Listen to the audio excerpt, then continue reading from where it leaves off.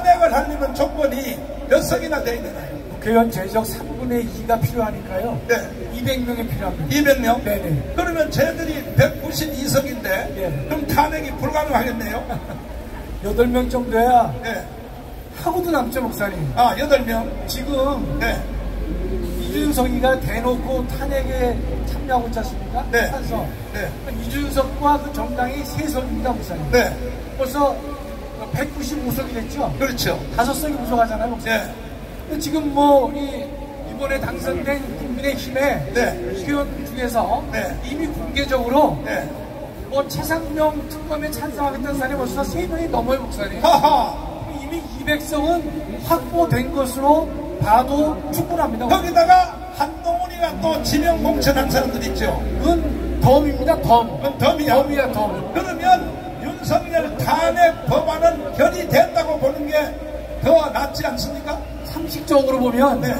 지금의 분위기도 네. 윤 대통령을 탄핵하자라고 선거 때도 떠들었고 네. 지금도 그것이 유효하고 네. 앞으로도 그와 같은 일을 해낼 사람들이 민주당 패권이기 때문에 네. 또 조건도 충분히 넉넉하게 되어 있기 때문에 네. 탄핵은 시간 문제라고 봐야 될 것입니다. 탄핵으로 가기 위해서 먼저 결의할 사항이 김건희 특별 법안을 먼저 신청을 한다 그래요. 예예. 김건희 그것은요 시효가 그게 다 지난 거 아닙니까? 시효가 지난 정도가 아니라요. 네. 대상 자체가 안 되는 것인데 지금 민주당에서 하는 그 짓거리를 보면 네. 상식에 벗어난 일을 많이 목사님 네. 했지 않습니까? 네. 김건희 특검법도 대상이 안 되고 네. 최상병 그 특검도 여러분 네. 최상병 사건이 현재 네. 공수처에 계류가 되어 있습니다. 아하. 검찰이나 경찰이나 공수처에 수사 대상이 되고 있는 것은요. 네. 특별 검사로 될 수가 없어요, 목사님. 아하. 없음에도 불구하고 막 어거지를 하고 있단 말이죠. 그것은 결국은 나중에 조사해봤자 무혐의가 돼도 김건희 여사님이 뭐 줄이었었냐 아니었었냐 이런 걸 가지고 개망신 시키려고 저 발광 뜨는 거 아닙니까? 망신 주기 위한 정치적 목적이 있는 것이죠. 결국은 마지막 타겟은 윤석열 탄핵이죠. 그렇습니다. 예. 그러면 200명이 결의하면 윤석열은 일단 대통령이 중지가 되는 거죠. 권한 행사가 정지됩니다. 그러면 이제 총리한테로 넘어가는 거죠. 그렇습니다. 그러면 헌법재판소에서 심사를 주로 몇 개월 합니까? 노무현 대통령 때는 2개월 했고요. 네. 박근혜 대통령 때는 3개월을 소요했는데 아마 제가 볼 때도 한 3, 4개월 정도는 시간이 필요하지 않을까 생각합니다. 자, 그러면 헌법재판소를 구성하고 있는 재판관들이 네. 뭐 성향이 우리가 뭐 속에 안 들어서 모르지만 누가 임명했는 걸 보면 대충 아는데 그렇습니다. 우파 쪽이 많아요? 좌파가 많아요? 그러니까 윤 대통령 취임 전에는 네. 그 문재인 때에는 5대4로 좌파가 많았습니다. 아하. 근데 윤 대통령이 2명을 교체했기 때문에 네. 현재는 성향상으로만 본다면 네. 6대3 정도로 윤 대통령을 지지하는 층이 더 많다라고 보여집니다. 그러면 탄핵이 결의되려면 몇 명이 동의를 해요? 6명이 찬성을 해야 됩니다. 6명이? 네네. 6명이 찬성을 해야 탄핵이 이루어진다는 거죠? 네. 그러면 숫자적으로 볼 땐 탄핵이 거의 불가능하게 보이는데 당장은 탄핵이 불가능하다고 보여지지만 네. 예, 계속 그러면 그때 박근혜 때도 네네. 그때는 한 명이 누가 뭐 때문에 없었습니다. 8명이었어요. 8명 있습니다. 8명 중에 6명이 박근혜가 임명한 사람이었었잖아요. 네네. 그러니까 헌법재판소를 압박하려고 촛불 시위를 나와서 헌법재판관들 똑바로 하면 죽인다 하고 촛불 시위를 나오니까 그렇습니다. 헌법재판관도 생명이 2개예요, 1개예요? 소신 없는 사람들이 많지요, 목사님. 그렇죠. 자기 목숨 하나니까. 결국은 최소한 한국에서는 못 사는 거야. 네네. 압박 때문에. 그렇습니다. 그러면 이와 같은 촛불 시위가 이번에도 다시 일어날까요, 안 일어날까요? 저희는 우리가 한번 박근혜 대통령이 탄핵되기 어려운 조건임에도 불구하고 탄핵이 됐거든요. 됐죠. 그때 촛불에 의해서 네. 수많은 사람들의 성난 민심에 의해서 헌법재판관들이 고개를 숙였습니다. 네. 양심을 팔았습니다. 네. 그렇다면 지금의 192석을 가지고 있고 200석 찬성을 얻어내기는 매우 쉬운 상황인 지금 현 상황 속에서 네. 만약에 배딸들 또 수많은 민주당 사람들이 네. 네. 촛불 시위를 다시 하면서 끌어내려고 한다면 네. 6대3으로 유리한 지형이라 하더라도 네. 언제 어떻게 바뀔지는 우리가 도저히 장담할 수 없는 것이고 이미 한번 끌어내린 적이 있었기 때문에 네. 끌어내리지 못한다고 볼 수가 없다고 보는 것이 상식적입니다. 그러니까 현재 헌법재판소의 구성을 보면 네. 이것은 기각이 될 가능성이 많죠. 네네. 인용될 가능성이 없죠. 맞습니다. 그러니까 이제 바깥에서 압력을 넣어서 그렇습니다. 촛불 시위를 하려고 하는 거 아닙니까? 촛불 시위를 하여 헌법재판소 사람들을 기죽이고 네. 겁을 주려고 네.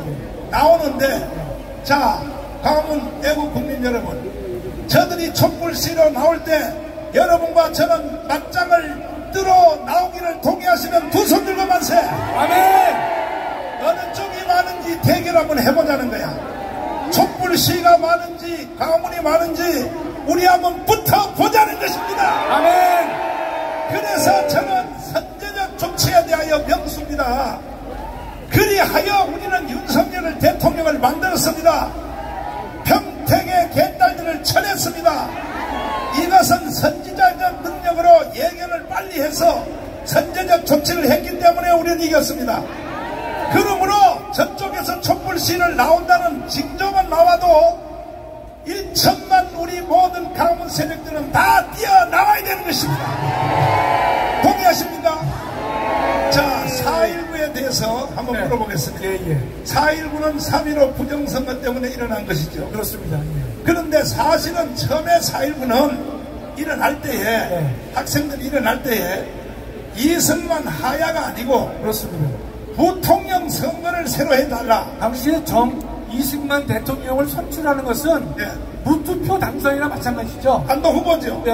후보가 하나였기 때문에 그렇지. 선거 부정은 애당초 존재할 수가 없었습니다. 그렇죠. 그렇습니다. 그러니까 이제 부통령 이기붕 선거 그렇습니다. 예. 이거 다시 해달라가 네네. 이렇게 주장을 하다가 예. 불과 3일 전에 예. 저 남노단 출신의 서울대 교수들이 나와서 갑자기 취재를 획 돌렸는데 하야까지 해달라고 구호가 바뀐 것이죠. 그렇죠. 예. 그러니까 저 좌파 빨갱이 종북 저놈들은 갑자기 주제를 바꾸는데 이게 선수권자입니다. 도사입니다. 예. 먼저 박근혜가 탄핵될 때도 문재인 이놈도요 청바지를 입고 앞에 앉아있다가 뭐라고 말했냐 기자한테 그래도 헌정 질서는 깨면 안 된다. 네. 탄핵은 하면 안 된다. 처음에 문재인이 그렇게 말했어요. 그렇게 말하다가 임박해가니까 탄핵으로 나왔습니다. 네. 이제는 다시는 속으면 안 됩니다. 맞습니다. 자, 그러면 그것을 주모했던 최인규 내무장관이 있었죠. 최인규 내무부 장관이. 예. 그 4.19 그 3.15 부정선거를 주도했던 그렇습니다. 내무장관 최인규는 어떻게 됐습니까? 우리 국민들이 잘 아시겠지만 네. 최인규가 네. 조직적으로 선거 부정을 했습니다. 네. 그래서 이어서 발생한 5.16 군사혁명이 발생했고 5.16 군사재판부에서 최인규를 사형시켰습니다. 사형. 그러니까 이것도 다시 오해를 풀기 위해서 이승만 선거 다시 해달라는 것이 아니고 이기붕 부통령 선거 다시 해달라 그거였었죠. 그렇습니다. 이기붕 부정선거를 했기 때문에 최인규 내무부 장관이 사형을 당한 거죠. 그렇습니다. 그렇다면 이번에 부정선거 한 놈들은 어떻게 해야 되겠습니까? 이번에 부정선거가 네. 여러 징후가 계속 등장하고 있지 않습니까? 네. 우리가 이것을 명백하게 밝혀내야 될 것이고 네. 밝혀내기만 한다면 네. 그것에 대한 책임은 네. 최인규와 같은 책임을 동시에 져야 된다고 생각합니다. 우선이. 그러면 대한민국을 살리기 위해서는 네. 선거를 조직적으로 네. 부정한 세력이 있다. 네. 그것이 발견됐다. 네. 그렇다면 그것은 우리가 사형과 같은 네. 최고의 조치를 해서 대한민국을 살리기 위해서는 사형과 같은 형량으로 다스리지 않으면 안 될 것이다. 이렇게 믿습니다. 자, 이번에 자유통일당의 선거에 대해서 네. 빵표, 네. 그 다음에 한 표, 두 표, 세 표. 세 표가 다 합하니까 선거구별로 470개가 나왔어요. 예, 예. 470개 선거구에서 빵 하나 둘, 셋 나왔단 말입니다. 이것은 통계학적으로나 계산적으로 이게 가능합니까? 또 수학자라든지 통계학자의 입장에서 본다면 네. 도저히 있게 될 확률은 없다라고 보는 것이죠. 우선. 네. 그럼 또 하나, 여러분 아시다시피 선거 여론조사 금지 기간이 있었는데 그때 우리와 관계가 소원한 리얼미터에서 네. 우리가 5.9%를 지지를 받고 있다라고 언론 보도를 했습니다. 처음에는 3.2%, 3.7, 3.7, 4.3, 4.2, 그다음에 5.0, 5.0, 5.3, 나중에 깜깜이 선거할 때는 8%, 9%까지 갔죠. 5.9까지 나왔었습니다. 5.9까지. 그것이 일관되게 상승 곡선을 걷습니다. 네. 상승 곡선을 걷다고 하는 것은 계속해서 지지율이 높을 수밖에 없다는 것을 우리가 상식적으로 네. 판단할 수 있을 터인데, 여러분 6%만 나온다 하더라도 3천만이면 180만 표가 나와야 되는데 몇 선거는? 180만 표가 된 거죠. 그렇죠. 그러면 이번에 이준석이가 102만 표를 얻어서 2석을 얻었습니다. 네. 180만 표라면 네. 4석까지는 얻을 수 있는 그런 표인데 우리는 64만 표를 얻었기 때문에 여러분과 저와 모든 사람들은 처참한 마음을 금할 수 없었고, 선거 결과에 대해서 우리가 도저히 믿을 수 없다, 그런 마음을 갖지 않을 수가 없던 것입니다. 자, 우리 당에 돈을 1,000원 이상 내는 진성당원, 그 다음에 일반 당원, 그 다음에 협력당원을 합치면 약 150만이 넘는 거거든요. 우리 당에 협력당원까지. 그리고 준협력당원까지 합치면 700만이거든. 700만 표가 어디 갔냐는 거예요. 도대체가 64만으로 나왔다는 거죠. 이러면 이것은 이번에 부정선거에 개입한 사람은 반드시 처형을 해야 되는 것입니다. 아멘. 동의하십니까? 이 모든 목적은 하나의 진영으로 딱 합해 있습니다. 뭐냐? 윤석열을 아웃시키고 대통령을 남은 3년 동안 없애버리고 지들이 대통령 먼저 하려고 결국은 이제 됐다고 하는데 어떻게 보이십니까? 저는요, 윤석열 탄핵을 줄곧 외쳤지만 민주당은 192석을 가지고 있기 때문에 당장은 탄핵 시도를 저는 안 할 수 있다고 생각해요, 목사님. 네. 그러나 지금 이재명이가 사법 리스크가 여러 개 있는데 가장 중요한 것이 공직선거법상의 허위사실을 유포했단 말이죠. 네. 김문기를 몰랐다고 한 거 아니겠습니까? 두 번째는 허위 위증 조사를 했습니다. 네. 둘 중에 하나가 유죄가 나면 이재명이는 다음 대선에 나오기가 매우 어려운 상황이 됩니다. 네. 그렇기 때문에 저는 민주당이 당장은 힘을 가졌기 때문에 윤석열 대통령을 조롱하고 고통을 주고 힘들게 만드는 일을 하다가 1년쯤 됐을 때 여차하면 공직선거법 위반의 선고가 난다든지 위증교사의 1심이라도 선고가 났을 경우에는 이재명이가 사법 리스트를 가지고 있기 때문에 그때는 전면적으로 붙어서 윤석열을 탄핵해서 끌어내려가지고 61년에 후임자를 뽑도록 하는 지난번의 선례를 그대로 적용하지 않을까, 이런 생각을 합니다. 우리는 윤석열 대통령을 지켜내야 됩니다. 아멘. 이재명이가 하도 찡찡대니까 영수회담 하자고. 그렇습니다. 예. 그러니까 더러워서 그렇습니다. 윤석열 대통령이 이재명한테 어제 전화해서 뭐 5분 동안 좋다, 그럼 만나러 와라 했는데, 그러면 영수회담이 이루어지면 이거는 내 짐작인데 어떻게 생각하는지 한번 물어보겠습니다. 대통령 3년 동안 다 하게 해줄 테니까 나를 깜빵하면 넣지 마시오. 이거 2개 거래하려고 하는 거 아닙니까? 목사님 아까 말씀하셨거든요. 근데 너무나 정확한 말씀 하신 것 같아요. 그래요? 아주 이 정치적으로 목사님 아주 정확한 말씀을 하실 거예요. 그랬으면 보장해 줄 테니까 나 다음 대선에서 어렵지 않게 나갈 수 있게 해달라. 그거 교환하러 가죠. 교환하러. 그렇습니다. 이런 걸 미리 읽어내는 사람을 선지자라고 그러거든요. 아멘. 절대로 윤석열 대통령님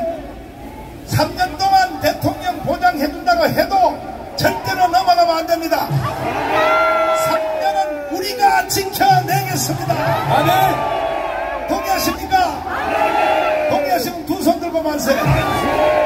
자, 마지막 연설하시죠. 마지막 연설보다도요, 여러분 제가 머리를 좀 잘랐죠? 제가 삭발하려다가 참았습니다. 우리가 2024년 4월 10일은 우리 모두가 기억해야 되는 치욕적인 날이 되는 것인데, 저는 여러분 광화문 애국 세력들을 얼마나 사랑하는지 간단히 말씀드리면요, 우리 지금 전광훈 목사님은 얼마나 마음이 쓰라리시겠어요. 우리 수많은 애국 세력들을 이끄시고 계시는데, 정말로 우리 전광훈 목사님께서는 그거 못지않게 오늘의 결과에 대해서 가슴 아프실 수밖에 없는데, 우리가 용기를 불어넣어 드려야만 우리는 4년 후에 반드시 재기할 수 있다고 저는 생각을 하는 것입니다. 여러분, 우리 대한민국을 태어나서는 안 되는 나라라고 좌파들은 비난하지만, 정확히 말씀드리면 태어나서는 안 되는 나라가 아니라 태어나기 어려운 나라를 이승만 대통령이 태어나게 만드신 겁니다. 아시겠죠? 태어날 수 없는 나라를 태어나게 만드신 것이 이승만 대통령입니다. 자, 그러면 광화문 세력에게 적용을 시켜보겠습니다. 광화문 애국 세력은 만들어지기 어려운 세력이지만 누가 만들었습니까? 광화문 세력을 누가 만들었습니까? 전광훈 목사님이 만드셨죠? 태어날 수 없는 나라를 태어나게 만든 것이 이승만 대통령이라면, 만들어지기 어려운 광화문 세력을 만드신 분이 전광훈 목사님이십니다. 그렇기 때문에 우리는 실망하지 말고 앞으로 4년간 주님의지하며 기도하고 희생과 헌신을 통해서, 또한 눈물을 통해서 전광훈 목사님을 중심으로 다시 한번 제기를 해서 보란듯이 반드시 우리가 성공하기를 간절히 소망합니다. 감사합니다.